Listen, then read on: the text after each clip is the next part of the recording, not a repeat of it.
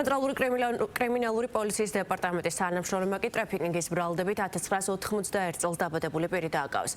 მოსამართლის განშინების საფუძველზე განხორციელებული ფარული აუდიო და ვიდეო ჩანაწერებით დგინდება, რომ ბრალდებული არასრულწლოვან შვილს ფსიქოლოგიური ზეწოლითა და ფიზიკური ანგარიშწორების მუქარით აიძულებდა თბილისის სხვადასხვა უბანში ეთხოვა მოწყალება მიღებულ თანხას კი სრულად ისაკუთრებდა. გამოძიება სისხლის სამართლის კოდექსის 153 მუხლით მიმდინარეობს და ის 17 წლამდე ვადი თავისუფლების აღკვეთას ითვალისწინებს.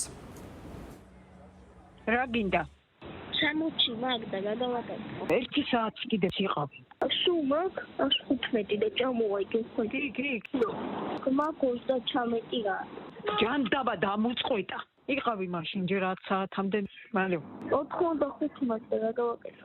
ხოლე იქნები 10:30-მდე. ხო არ დაგეძინა? ხო. არადგები ისე ქცემურ და გასიცხლია.